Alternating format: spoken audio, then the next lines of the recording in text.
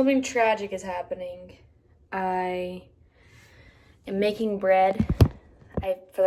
Making sourdough for the first time in Texas since I've moved here. But something has gone wrong. It's flat. It's not round and like airy and like beautiful and plump. It's in the oven right now, but there's like 12 minutes left of it baking. And it's literally like, it's like a Frisbee. I just want my sourdough to be perfect. And it's not. And it's driving me crazy. Crazy. My sourdough didn't work out. So now I am going to work out. I just watched a video on basically like how to have successful sourdough bread. So I'm hoping that I will have successful sourdough bread.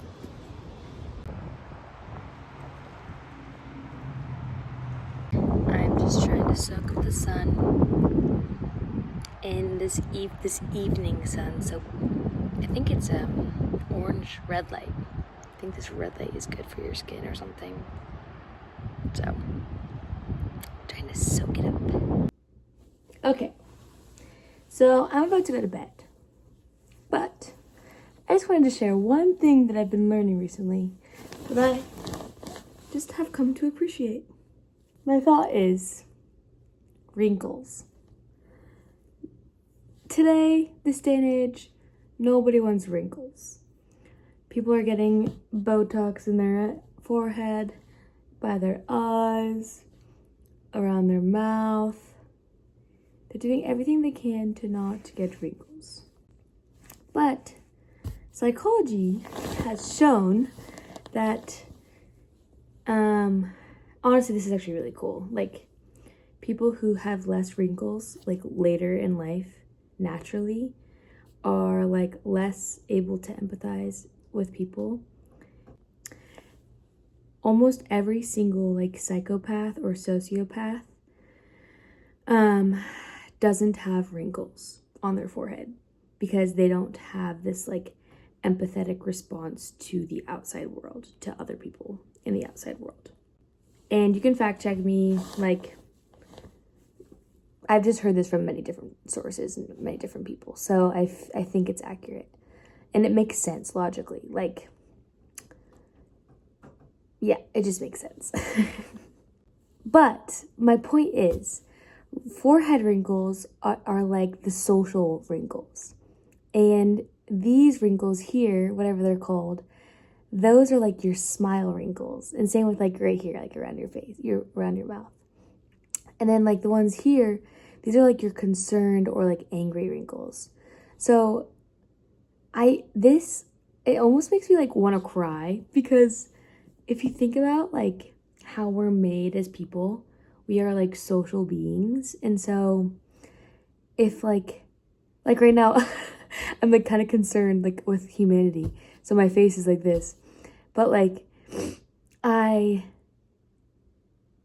it's like such a beautiful thing that we're able to like relate to each other and like be able to express emotion or like communicate non-verbally, like through our face. And I've like joked around with people that like I'm gonna get really bad wrinkles really soon because of like ASL and like how much we use our face when communicating in sign. And that thing, like, that kind of like made me sad at one point in life, but now it kind of like makes me like happy. Like, yeah, I communicate in my face a lot. Like, that's pretty cool, you know? Like, I just think it's cool. This is not like a bragging point at all, but people have like told me that I'm a good listener, and I honestly like think that's because like my face like matches their face.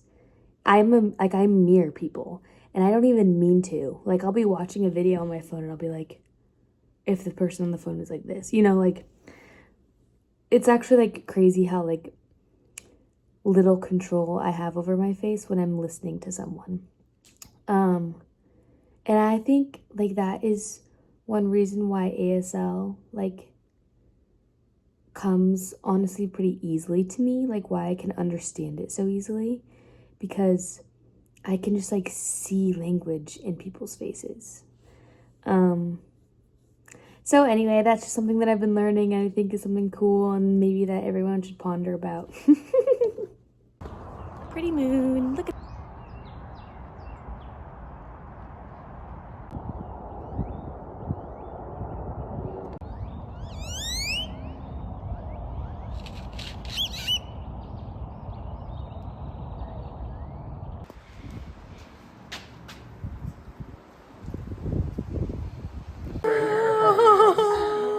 Got the woos off. It's like, oh, my parents have that knife. It's sharp too. You got a It's actually sharp Wusthof? recently. It's a nice one. And it's used. I bought it used. No, but everything went like so Nordic Scandinavian, where it's like I don't want to eat on like only like a grayscale. Like the warm colors, I would definitely go for like. Let me see if I can find something better. Nobody asked. pretty. Something new together. Inside of the kitchen in a random town in California is most certainly an unexpected place. And out of it came a story. Well, so I just got to the apartment where I'm pulling in after a night at like a storytelling thing that was ASL interpreted. So I did it. I went for class. It was really cool because they just had like, I don't know how many, probably like 8 or so storytellers go up on stage and just share a story. Could be literally anything. And they had an interpreter up there on the stage interpreting everything. They had 2, so they were switching between 2, which is pretty normal in a setting like that. And so I feel like I learned like a little bit just more about like switching between 2 interpreters and the effects of that. And yeah, but of course, when you're like driving home at nighttime in the dark, just kind of like you just start thinking.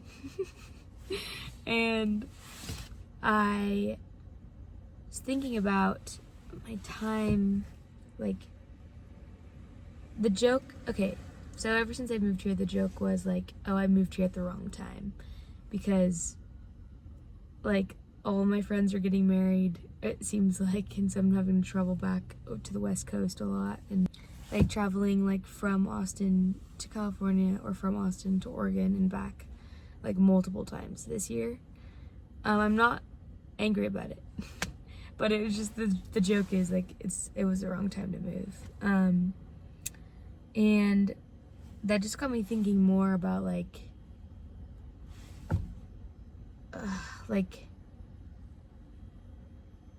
Jordan and Sarah, my brother and new sister-in-law, are like, who knows when they're gonna start a family.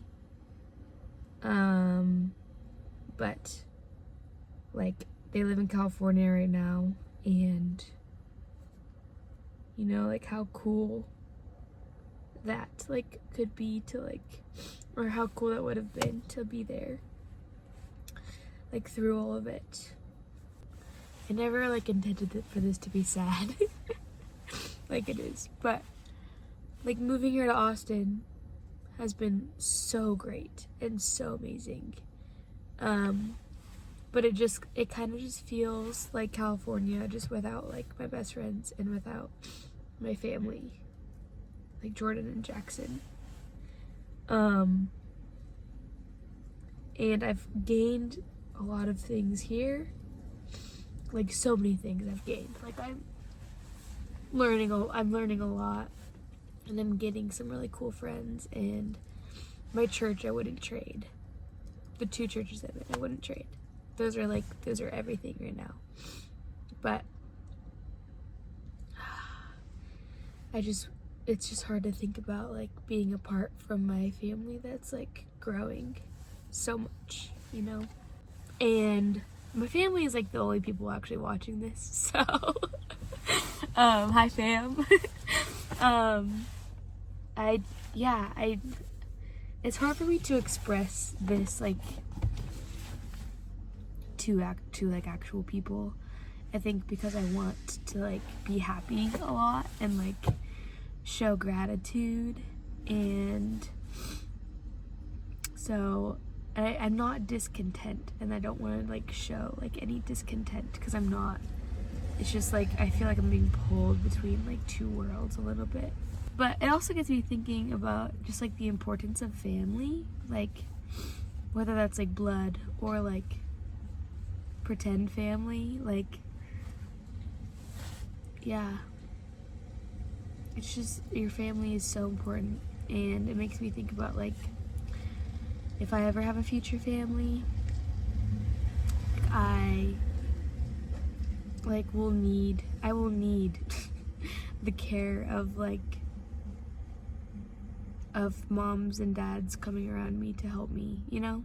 And I want that to be my mom and dad. So it's hard living halfway across the nation. But anyway, I just wanted to share that I don't even know what I was meaning to say, but I've just been thinking about those things. And I love you, family.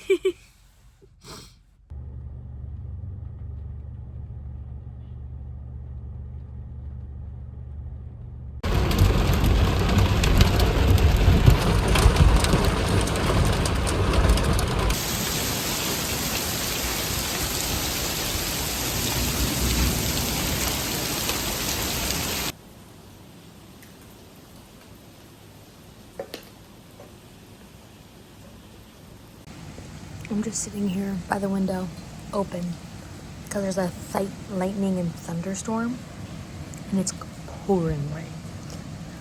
So I just made popcorn, and I'm just watching it and listening to it. It's so good. It's so fun. Except I had to drive in that, and it was the scariest I've ever felt while driving. Don't recommend driving in Austin thunder and lightning and rainstorm. But I'm home. I was praying the whole way.